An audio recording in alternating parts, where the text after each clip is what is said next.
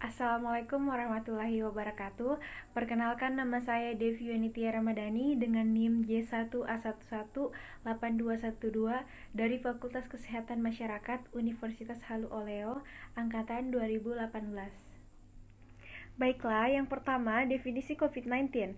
Definisi COVID-19 atau Coronavirus 2019 adalah penyakit menular yang disebabkan oleh akut sindrom pernapasan coronavirus 2 atau SARS-CoV-2. Bahasa sehari-hari dikenal sebagai coronavirus. Merupakan Orthocorona viranea subfamili dalam keluarga Coronaviridae. Pesanan Nidovirales dan Rana riboviria. Coronavirus adalah kelompok virus terkait yang menyebabkan penyakit pada mamalia dan burung. Pada manusia, virus corona menyebabkan infeksi saluran pernapasan yang dapat berkisar dari ringan hingga mematikan. Beberapa penyakit ringan termasuk kasus flu biasa atau yang memiliki kemungkinan penyakit lain, terutama rhinovirus. Sedangkan varietas yang lebih mematikan dapat menyebabkan SARS, MERS, dan COVID-19. Gejala pada spesies lain bervariasi. Pada ayam, mereka menyebabkan penyakit saluran pernapasan atas, sementara pada sapi dan babi menyebabkan diare. Itulah tadi penjelasan mengenai definisi COVID-19. Selanjutnya, manfaat RDT COVID-19. Rapid test adalah metode screening awal untuk mendeteksi antibodi, yaitu IgM dan IgG yang diproduksi oleh tubuh untuk melawan virus corona. Antibodi ini akan dibentuk oleh tubuh bila ada paparan virus corona. Bila antibodi ini terdeteksi di dalam tubuh seseorang, artinya tubuh orang tersebut pernah terpapar atau dimasuki oleh virus corona. Jadi, rapid test di sini hanyalah sebagai pemeriksaan screening atau pemeriksaan penyaring, bukan pemeriksaan untuk mendiagnosa infeksi virus corona atau COVID-19. Tes yang dapat memastikan apakah seseorang positif terinfeksi virus corona sejauh ini hanyalah pemeriksaan polymerase chain reaction atau PCR. Selanjutnya kita lanjut pada nomor 2, yaitu kriteria orang yang akan di rapid test. Kriteria orang yang akan di rapid test, yang pertama, orang dalam pengawasan atau ODP, yaitu yang memiliki demam kurang lebih 38 Celcius atau gejala gangguan sistem pernapasan seperti pilek, batuk, dan sesak napas, serta memiliki riwayat perjalanan atau tinggal di daerah transmisi lokal baik di Indonesia maupun luar negeri. Selanjutnya, yang kedua, yaitu orang yang memiliki riwayat kontak dengan kasus pasien dalam pengawasan yang sering biasa disebut dengan PDP. Selanjutnya, yang ketiga, orang yang memiliki riwayat kontak dengan pasien yang terkonfirmasi atau kemungkinan besar positif COVID-19.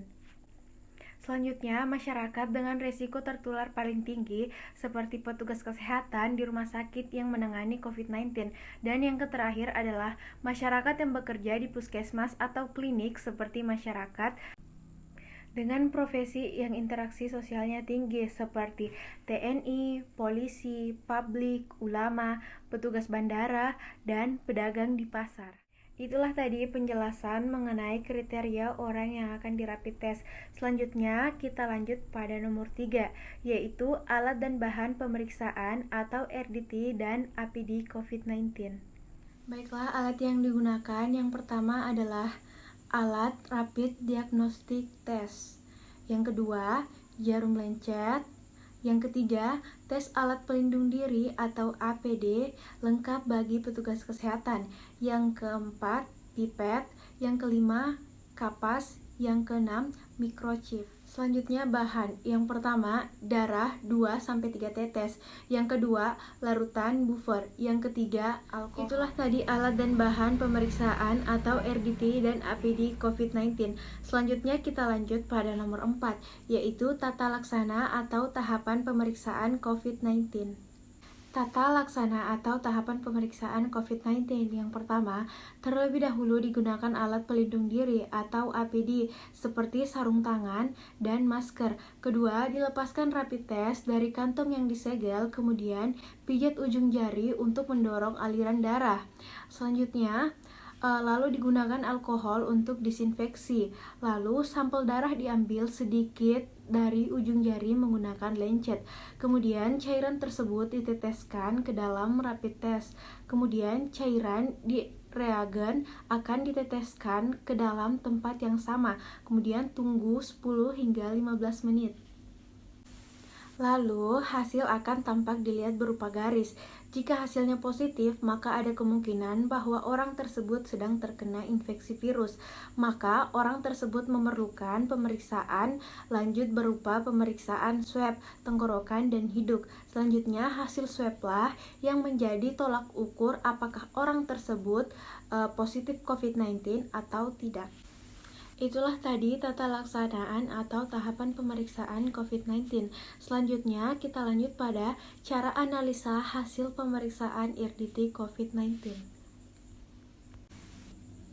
Yang pertama, sebelum kegiatan spesimen dilaksanakan, harus memerhatikan universal precaution atau kewaspadaan universal untuk mencegah terjadinya penularan penyakit dari pasien ke para medis maupun lingkungan sekitar. Yang kedua, gunakan swab yang terbuat dari dakron atau rayon steril dengan tangkai plastik atau jenis floquet swab atau tangkai lebih lentur. Jangan menggunakan swab kapas atau swab yang mengandung kalsium, alganat atau swab kapas dengan tangkai kayu karena mungkin mengandung substansi yang dapat menghambat menginaktivasi virus dan dapat menghambat proses pemeriksaan secara molekuler. Kemudian, sampel serum berpasangan diperlukan untuk konfirmasi. Dengan serum awal dikumpulkan di minggu pertama penyakit dan serum yang kedua idealnya dikumpulkan 2-3 minggu. Kemudian, jika hanya serum tunggal yang dapat dikumpulkan, ini harus diambil setidaknya 14 hari setelah onset gejala untuk penentuan kemungkinan kasus. Kemudian, spesimen pasien dalam pengawasan probable atau dikonfirmasi harus dilakukan tata laksana sebagai UN 3373 atau substansi biologis kategori B ketika akan diangkut atau ditransportasikan dengan tujuan diagnostik atau investigasi. Selanjutnya, pengiriman spesimen orang dalam pemantauan dan pasien dalam pengawasan dilakukan oleh petugas dinas kesehatan dengan menyertakan formulir pemeriksaan spesimen pasien dalam pengawasan atau orang dalam pemantauan. Selanjutnya, pengiriman spesimen sebaiknya dilakukan paling lama 1 kali 24 jam. Spesimen dikirim dan ditunjukkan ke laboratorium pemeriksaan COVID-19 sesuai dengan wilayah masing-masing. Kemudian yang terakhir, spesimen yang tiba di laboratorium akan segera diproses untuk dilakukan pemeriksaan. Pemeriksaan laboratorium terhadap pasien dalam pengawasan COVID-19 dilakukan dengan menggunakan metode RT, PCR, dan sequencing. Baiklah, itulah tadi penjelasan saya mengenali RDT COVID-19. Lebih dan kurangnya mohon dimaafkan. Wabillahi taufiq wal hidayah. Wassalamualaikum warahmatullahi wabarakatuh.